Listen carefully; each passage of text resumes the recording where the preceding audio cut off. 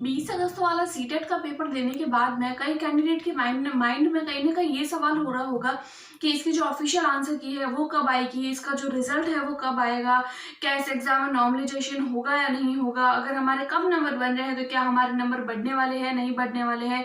क्योंकि देखिए बहुत सारे कैंडिडेट ऐसे हैं जिन्होंने अपने अलग अलग रिसोर्सेज जो है वो उन्हें आंसर की मिल गई होगी और अपने जो आंसर्स है वो चेक कर लिए होंगे, तो कहीं ना कहीं उन्हें अपने माइंड में ये बात सेट होगी कि उनके सीटेट का पेपर ये वाला जो अभी उन्होंने दिया है वो क्लियर होगा या नहीं होगा।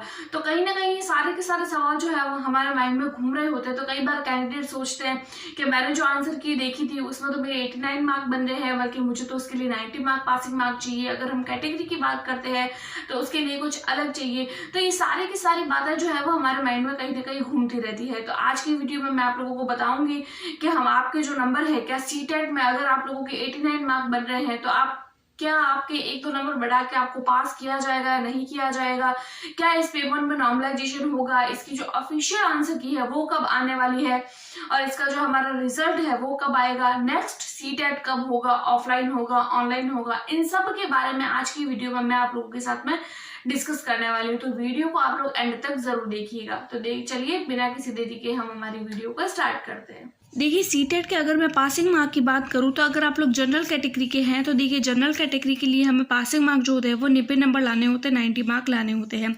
उसके अलावा अगर मैं बात करूं आपके पासिंग मार्क की, अगर आप लोग ओबीसी एससी एसटी कैटेगरी से है तो आप लोगों को लाने होते हैं 82 मार्क। देखिए आप लोगों ने अलग अलग रिसोर्सेज से जो है वो अपने आंसर की चेक कर ली होगी, आंसर की निकाल ली होगी वहीं से ही, और यहाँ वहाँ से कहीं ना कहीं नोट से अपने बुक से अपने आंसर्स चेक कर लिए होंगे।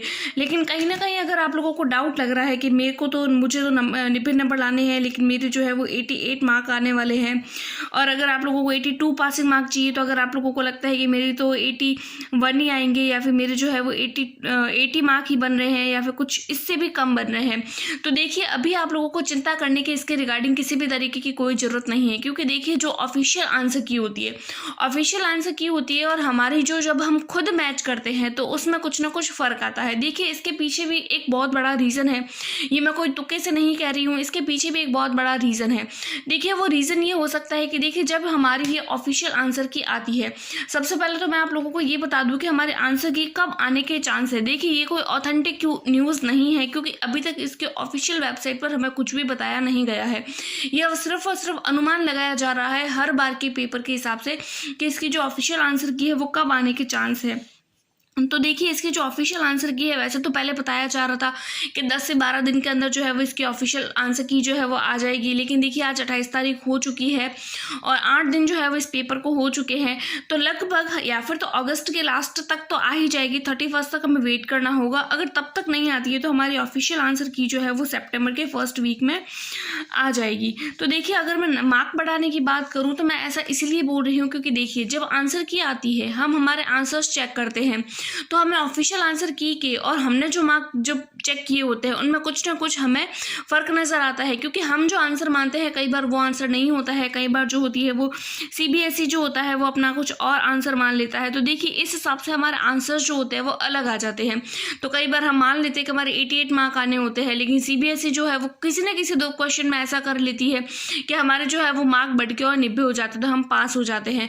इसी तरीके से जो SC ST OBC कैटेगरी के होते हैं, कैटेगरी में भी कुछ इसी तरीके से होता है। तो देखिए आप लोगों को घबराने की जरूरत नहीं है आपको आपके पासिंग मार्क को लेकर।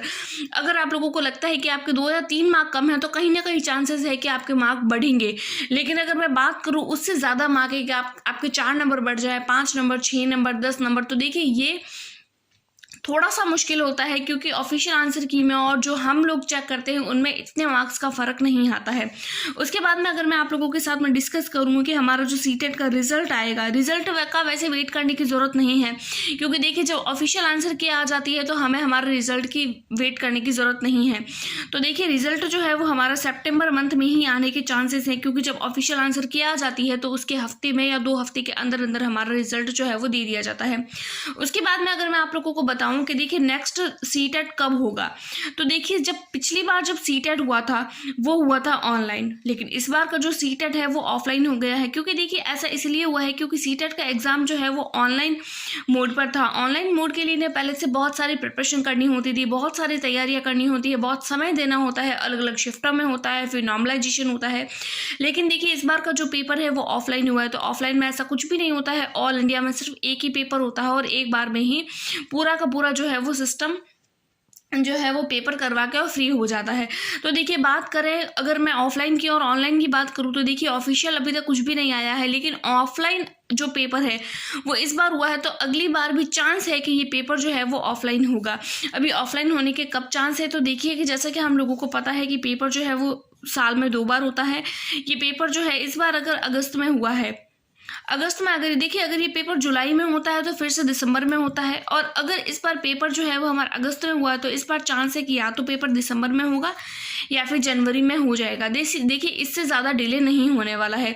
अगर आप लोगों ने इस बार का पेपर दिया है या फिर देखा है तो आप लोगों को आइडिया लग गया होगा कि इस बार ऊपर से एनसीईआरटी पढ़ने से हमारे नंबर नहीं बन रहे हैं, तो हमें इसको अभी से ही प्रिपेयर करना होगा। अगर आप लोगों को लगता है कि आप दिसंबर का वाला जो पेपर है या जनवरी में जो पेपर होगा उसको देने वाले हैं, या फिर अगर आप लोगों का प्लान है कि आप लोग देंगे, तो आप लोगों को अभी से ही प्रिपरेशन में जो है वो अपनी स्टार्ट कर लेनी चाहिए। उसके बाद में मैं बताऊं कि क्या दिसंबर वाला पेपर या फिर अभी जो हमारा ये जो पेपर हुआ है 20 अगस्त को, क्या इसमें नॉर्मलाइजेशन होगा। तो देखिए बहुत सारे डाउट्स है नॉर्मलाइजेशन को लेकर। तो देखिए इस वाले पेपर में नॉर्मलाइजेशन नहीं होगा। देखिए नॉर्मलाइजेशन तब होता है जब पेपर शिफ्टों में होता है, अलग अलग शिफ्ट में होता है। देखिए जब पेपर ऑनलाइन होता था तो पेपर अलग अलग शिफ्टों में होता था, तो कुछ शिफ्टों के पेपर हार्ड आते थे, कुछ शिफ्टों के पेपर ईजी आते थे। इसीलिए सबके मार्क जो है वो एकदम बराबर करने के लिए हमें नॉर्मलाइजेशन की जरूरत पड़ती थी। लेकिन इस बार पेपर जो है वो ऑफलाइन हुआ है, एक बार ही में ही हुआ है, इसलिए सबके मार्क इक्वल है।